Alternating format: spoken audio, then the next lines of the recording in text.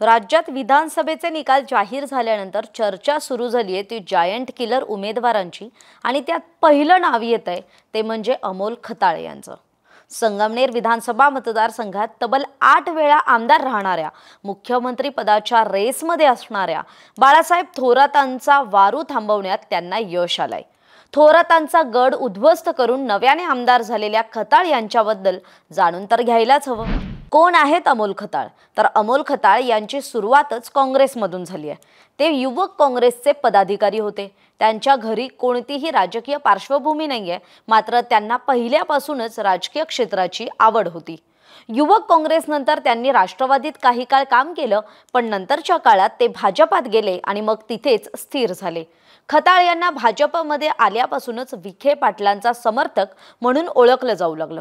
त्याचाच फायदा त्यांना या विधानसभा निवडणुकीत झाला असं बोललं जातं। विखे आणि थोरात वैर महाराष्ट्राला काही नवीन नाहीये। विखे काँग्रेसमध्ये असताना आणि काँग्रेसमधून बाहेर पडल्यावर सुद्धा थोरात आणि त्यांच्यात कायम संघर्ष राहिलाय। हा संघर्ष फक्त बाळासाहेब थोरात आणि राधाकृष्ण विखे पाटील यांच्यापुरताच मर्यादित नाहीये, तर भाऊसाहेब थोरात आणि बाळासाहेब विखे पाटील यांच्यातही तो संघर्ष होता आणि सुजय आणि जयश्री या तिसऱ्या पिढीतही तो पाहायला मिळतोय।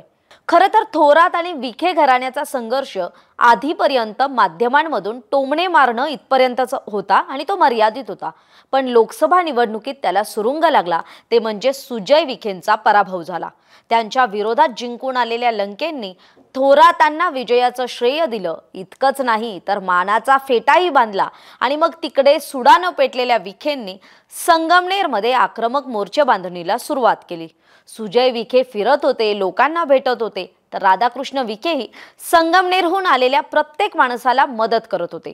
लोकांमध्ये त्यांच्याबद्दल सॉफ्ट कॉर्नर तयार व्हायला लागला होता। इकडे थोरात मात्र राज्याच्या राजकारणात आणि विशेषतः काँग्रेसमध्ये टॉप 3 नेत्यांमध्ये गेल्यानं मतदारसंघात कमी ये-जा करत होते। अर्थात त्यांच्या कन्या जयश्री आणि बाकी त्यांची यंत्रणा ही तिथे काम करायची हेही नमूद करायलाच हवं। पण याच दरम्यान सुजय विखेंनी संगमनेर लढण्यात रस दाखवला आणि संगमनेरमध्ये काहीशा मरगळलेल्या भाजपात नवा आत्मविश्वास तयार झाला।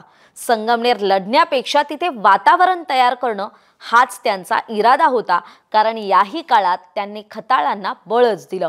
विखेंच्या गावोगावीच्या सभा झाल्या, त्यांना सुद्धा चांगला प्रतिसाद मिळाला।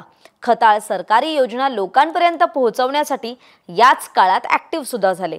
विखेंनी खताळ यांच्या प्रचारात सर्व प्रकारे ताकद लावली।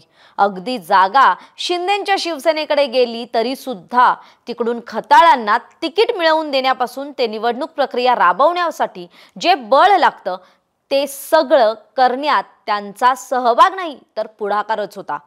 आता थोरातांना नेमकं काय भोवलं?